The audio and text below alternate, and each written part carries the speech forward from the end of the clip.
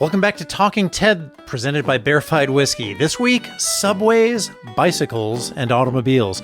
The one where the gang celebrates Halloween while Susan tends to Maddie's ostrich bite. My name is Mike Richards. And my name is Jessica Lynn Verdi. Mike, this is an episode that is all about imbibing, as are we, responsibly, of course, thanks to Barefight Whiskey. I don't know if Blaire's drink of choice is as refined as ours is, because I think when you're in college, beggars really can't be choosers, you know? Yeah, Blaire's probably drinking a lot out of like whatever garbage can they just hosed out and poured every bottle they had into. I mean, don't they do a keg stand with a teddy bear too, or something like that? Ted had no problem imbibing or being imbibed off of, if I remember this episode correctly. That's exactly right. You know what I really love about Bear Fight though is that I'm genuinely a whiskey drinker, and I think if this was given to me 10 years ago, my palate wouldn't have been ready for Scotch. And while I hesitate to say that this is a full bore Scotch, this is the greatest introduction to somebody who is like Scotch curious. Do you know what I mean? Yeah. So I'm typically a vodka drinker. Okay. And it's just, I've been, Stoli, Absolute, Finlandia kind of thing. So for me, this is new, and this is an American single malt whiskey, but it's oaky. It's got a little hint of sherry and vanilla in it. And it's delicious. In fact, I'm just sampling mine neat just to enjoy the flavors as they are in kind of an unaltered state. I was excited about this episode, subways, bicycles, and automobiles, just because I'm a huge planes, trains, and automobiles fan. I don't know that subways actually play a factor in this episode at all. Am I wrong in recounting? That's a really good fact check on that. I did not see a subway. A subway, because they go to McDonald's. They don't go to Subway. Although that running joke of the flaming apple pie is it's just such a universal experience and so funny that they throw the apple pie and it catches fire. If anybody doesn't get that joke because they haven't experienced that themselves, I simultaneously feel sorry for you for not being able to enjoy the joke, but I'm also a little bit envious because they didn't get the roof of their mouth burned in that singular way that only a hot apple pie can do.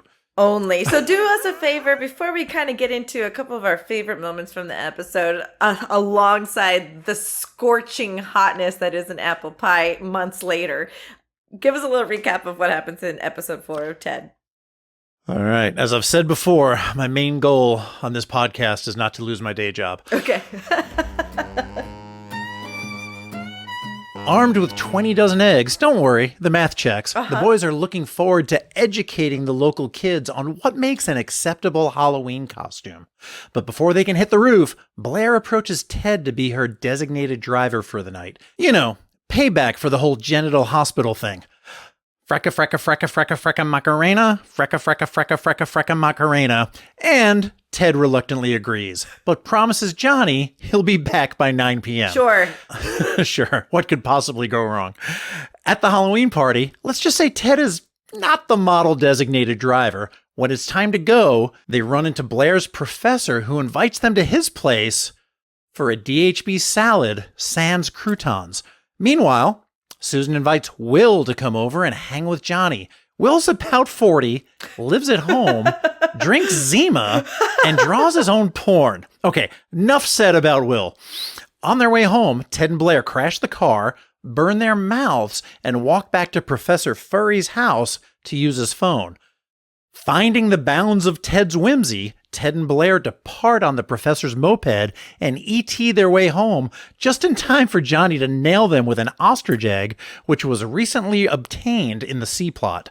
With the egg on the other foot, Ted rethinks their Halloween ritual and tells Blaire that even though she can be a bit of a buzzkill, he kinda had fun that night.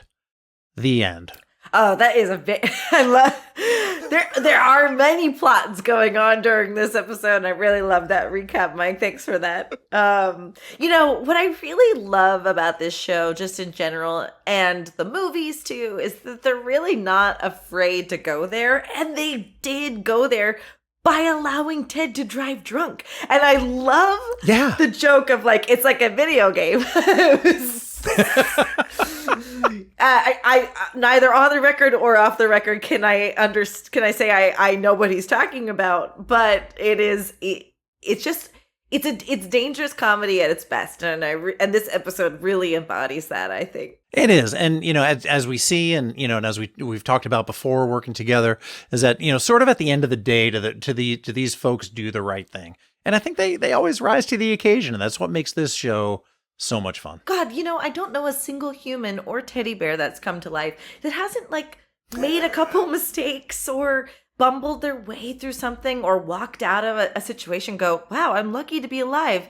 And maybe I won't make that mistake again. And then makes the mistake a couple more times and then does the right thing, I think. Yeah, but learning a lesson is there's repetitions involved, right? Thank you. You don't just teach somebody something once. You don't give somebody one math problem and expect them to know how to do that operation. You give them like 50 math problems. That's and that what repetition I keep telling my is what boyfriend. helps people learn. I will learn how to put the dishes in the dishwasher properly eventually. But there's a certain number of repetitions required before that behavior sinks in. And this show recognizes that. We definitely don't see a wizened Ted until even in the ensuing movies about driving drunk. But this is a very fun episode. I'm really excited to get to our guest. They're gonna join us after a quick break here. Mike, any other thoughts you want to share about this episode today? Just a lot of fun, great Halloween episode, and I'll see you back here with our guest Giorgia Whigham. Cheers, Mike. Cheers, Jess.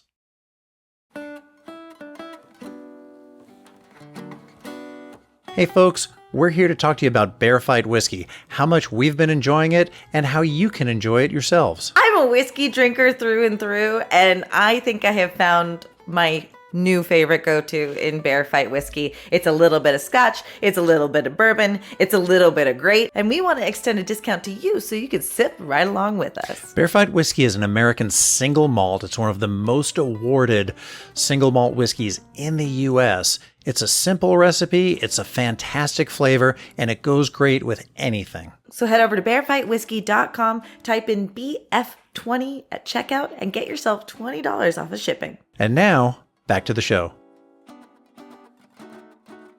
Welcome back. We are here to talk about episode 4 of Ted with our special guest, Giorgia Whigham, who is, as you know, Johnny's cousin, or Mike, how did you put it in one of our last episodes?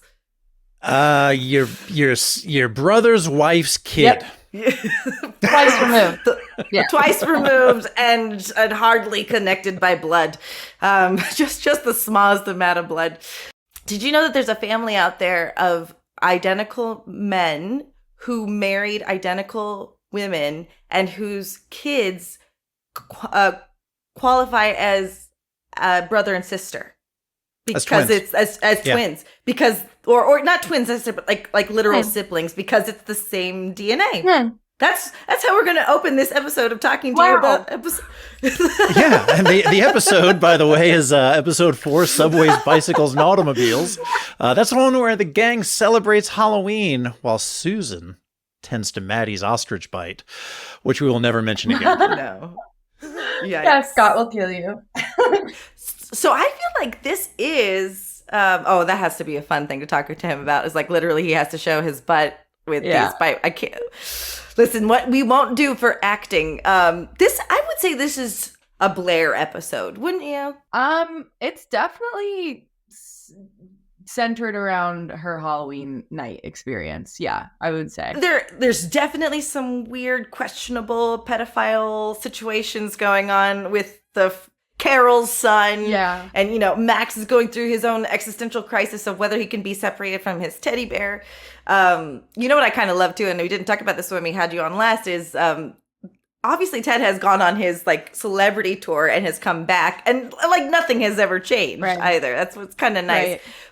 But there's so much fun stuff, and you just look absolutely fabulous as the Catwoman.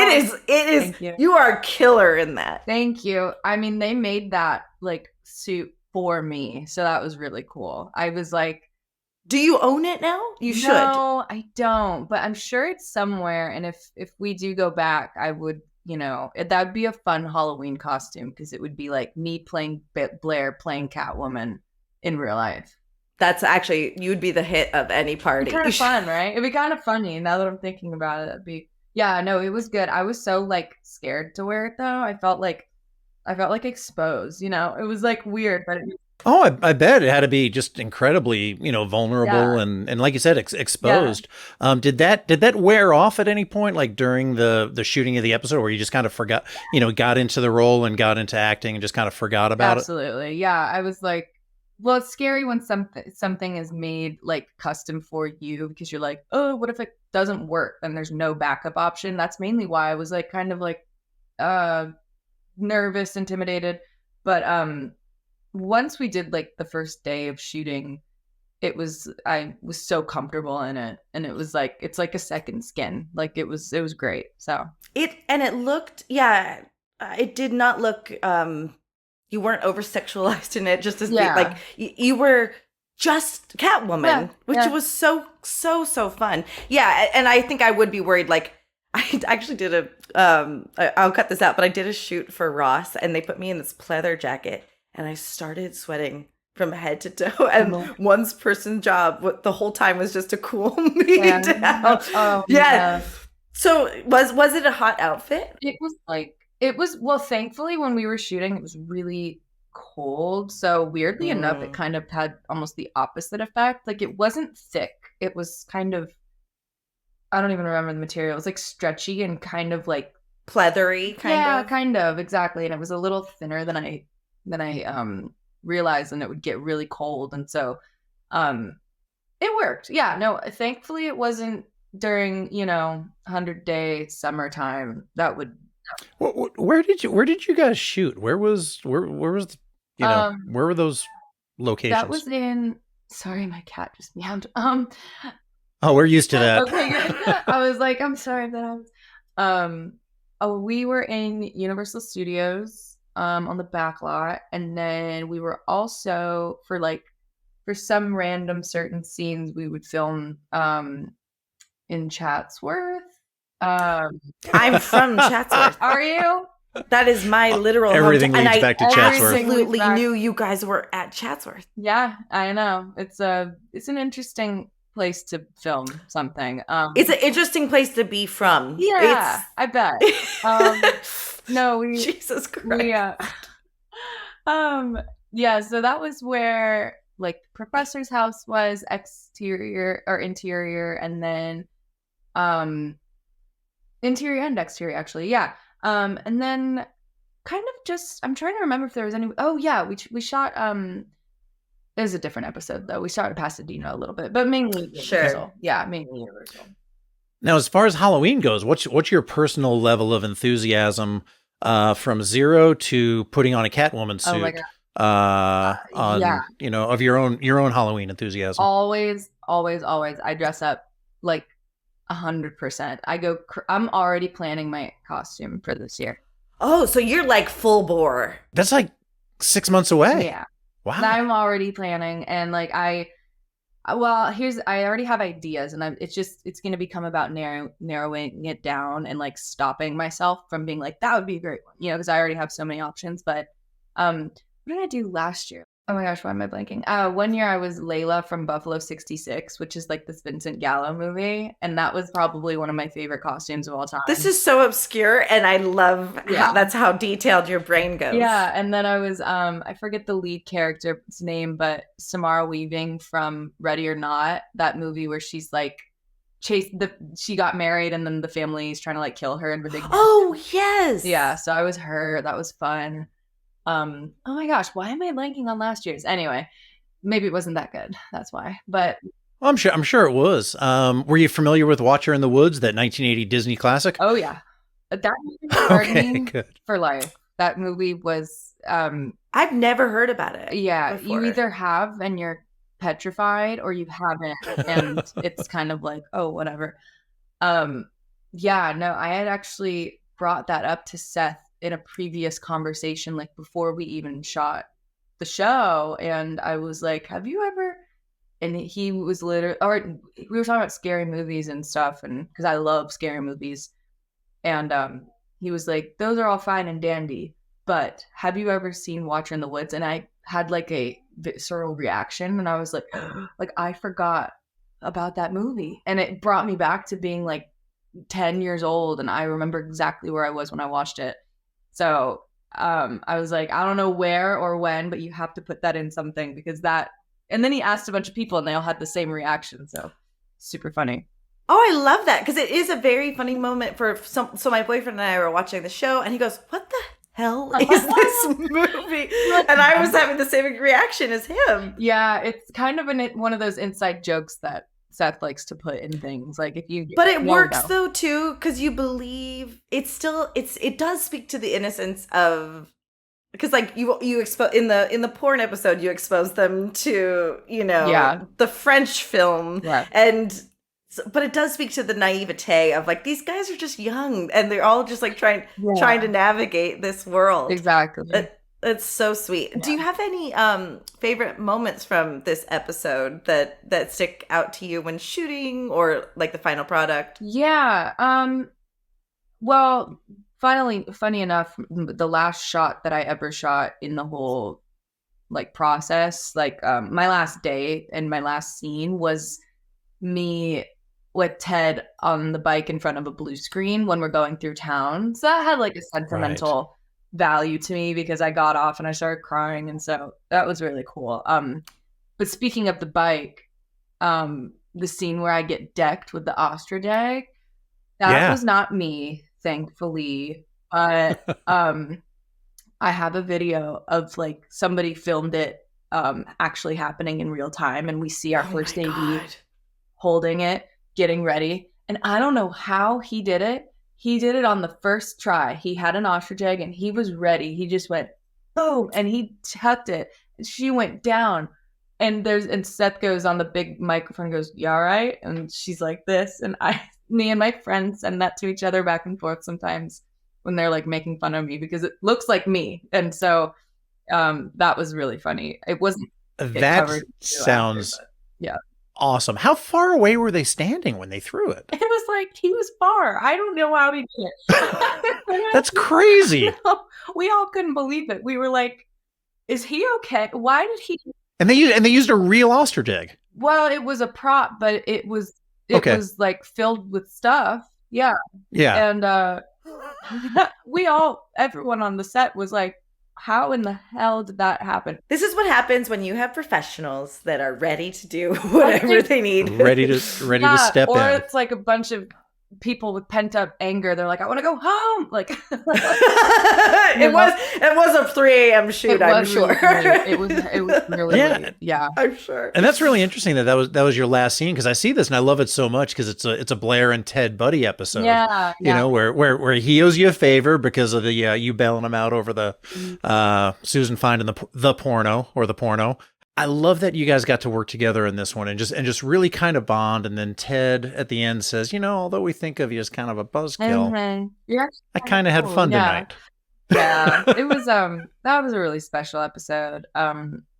It was just a lot of fun to do some solo work, which was cool, just because there's not really the bear there, but like to kind of sure, so it was a lot of solo stuff. Now they usually held like a prop and somebody offline, off screen reading the lines, I would imagine. Seth was always reading the lines in voice, so it sounded like you were talking actually to Ted, which was really helpful.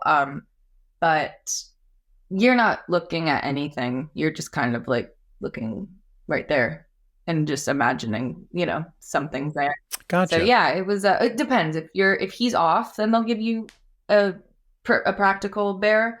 But if he's in the same shot as you, then you can't have anything there. There was that one shot for the seventh episode when Johnny's on the conversation with the girls, just breaking up with him, and you were batting away fake bear arms, right? That was fun. Yeah, that I know we're not talking about that episode, but that was so funny because we all started to get really comfortable, and so when that started happening, I was hitting nothing, and I was kind of like, how much is that gonna cost you if you have to add him in and like doing that, because the moment the bear touches you or you hand something to the bear, it's a whole nother setup. Like you have to have, we had this girl, Allie, who was kind of one of the bear wrangler almost. So she put up these mittens. And so, yeah, it was cool. That's a very conscious question, because even when the 7th episode's over, I found myself going, I just need like 2 more. But then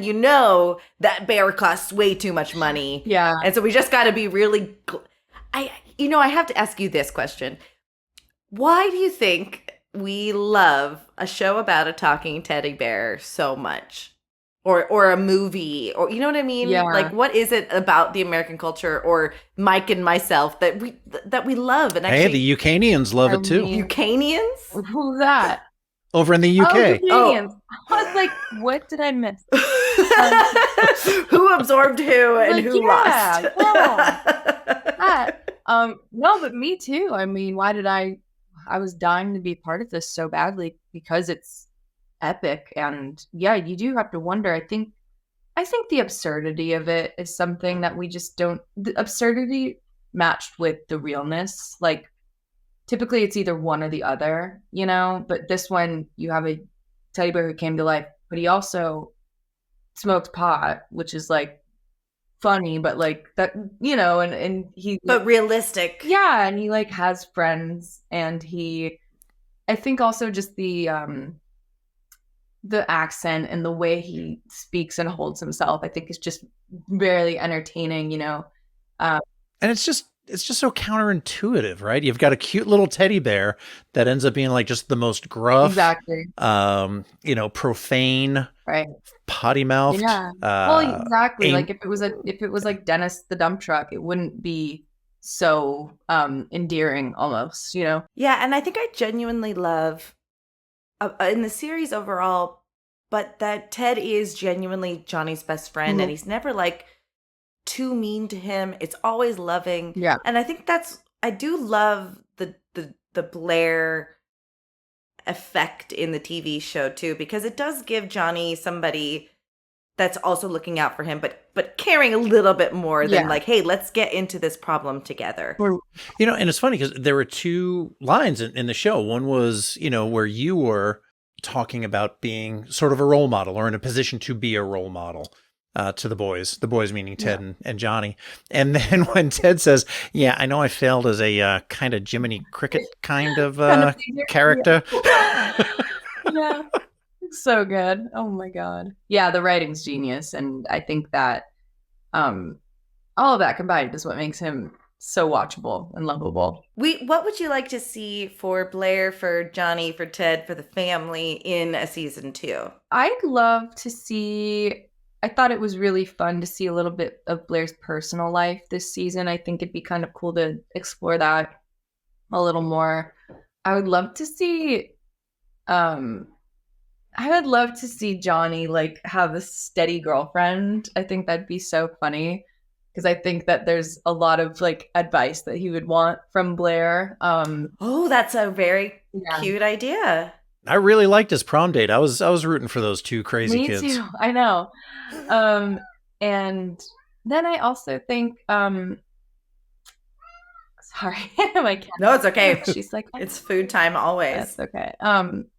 She's fine. I'm trying to think what else. I think just like, again, yeah, it goes hand in hand with that, but exploring their dynamic as like tight brother-sister bond, and also her and Ted's kind of, headbutting a little bit. She's a little bit annoyed with him, more so. And yeah, so I have a horrible question that I can't stop my brain from asking.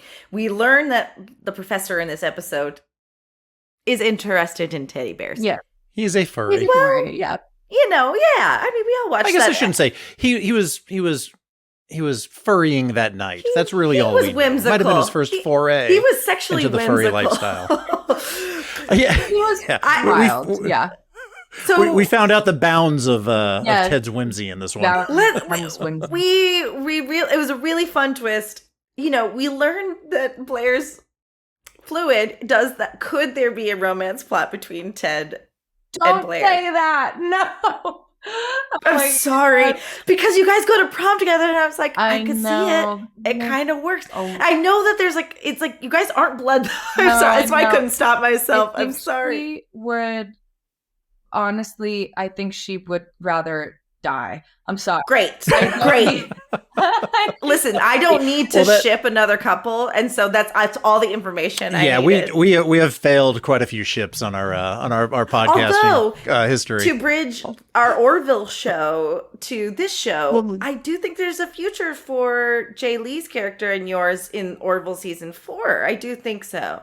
Don't forget, her planet is where he lost the music. I mean, the way that they left it, I'm on the ship. That's all. Yeah. And unless they drop me back off in the intermission, in middle between the 2 seasons, as far as I know, Lucella would be there, but I don't think they can. You know too much. I know, or I know they gotta figure it out. So back to that, I don't know, furry 3-way that Jess was, or furry 2-way that Jess was just suggesting. I regret everything. I was wondering, how was Max jealous at all when he found out that you had a Blaire and Ted buddy episode? Or I imagine he was oh my God, pretty cool about that. He got to hang out with Will all Max night. had so much fun that episode because he made a dear friend in Will. That was like the 2 of them got along so well, and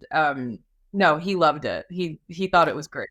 Oh, that's awesome. There's a lot of dangerous comedy in the series and this episode, and I really appreciate, I think that's what I really enjoy about Seth's work and the people that he chooses to surround himself, like with Alanna and Scott, like these people who know how to toe this line of like dangerous, but not pulling the punch toward anybody. Yeah, exactly. I think there's that, and there's, a lot of people say, okay, like, how do you rate these characters that are so racist or whatever or mean? And he's like, well, the thing is, we're making fun of those kinds of people. That's what it is you're not saying like, okay, here's this amazing stand-up guy.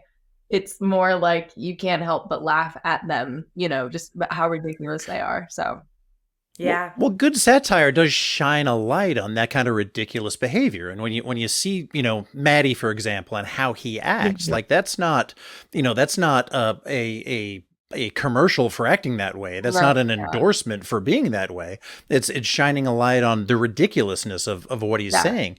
And I think that's great. And at the end of the day, I think these folks do the right thing. I mean, look at, our callback to episode 1 where, Ted gives up his prized mouthpiece worn by Sylvester Stallone. And in this one where, the 2 of you get through a very challenging night together and then, kind of bond over a little, McDonald's apple pie fire in the attic. Exactly. Explosive pie. Yeah. Genuinely one of my favorite jokes of across any series. So true. We have all burned our mouths very good. on a McDonald's apple pie. So before we wrap things up, anything else you want to share about this episode with us? Or like anything else like about season 2 or what else you're working on? Yeah. I'm trying to think. Things have been pretty like, we as actors and everybody, we were going through the strike. So that was pretty, a long, tough experience. But now just kind of waiting, honestly, right now to hear more on this. There's a film I might go do this summer, which would be in Chicago. And so fingers crossed, I would actually be producing it. So hopefully that pans out. It's a new venture for me in producing and stuff like that, but it's something I'm really interested in. So, and just in terms of the show, I mean, just wrapping it up, it's just an amazing group of people. And I think that our chemistry as a family shows on screen. And so I hope that people laughed as much as we laughed when we made it. So, and yeah. That's what I heard. I mean, Seth was just on the Mike Henry show, who Mike had a cameo in episode 1, with where he was the banker. With ridiculous. The adult diapers was so funny. Ridiculous. And Seth was like, look, you want every production to be, sometimes it's like, man, we had a blast making it, but nobody watched it. Sometimes it was like, it was hell to make, but, it was really successful. And you want it to be both of those things. and he specifically cited Ted, and they weren't even talking about Ted, specifically. And he was like, Ted was like that. It was fun to make, and it's been very successful. Yeah. So that's great. If people want to kind of follow you and hear more about your the film you're potentially producing or will be producing, where can folks find you online? So I only have one form of social media, but it's on Instagram, and it's at Giorgia_Whigham. So just my name. But yeah. We're so glad to have you join us and have a little bit of bear fight whiskey while we chat about this dirty potty mouth bear. And we're so glad to talk to you because it was a wonderful performance. And thank you for hanging out with us. Thank you guys so much. This has been a blast. Thank you, Giorgia. Cheers. Cheers, everybody. Cheers, you guys. Thank you, the viewer and listener, for joining us and pouring yourself a glass of Bear Fight whiskey. Don't forget to look for the discount on shipping in the liner notes of this episode, thanks to Bear Fight whiskey. Mike, I look forward to talking to you about episode 5, Desperately Seeking Susan, where we will have our special guest, Alanna Ubach, with us. We'll see you there, Jess. Cheers. Cheers.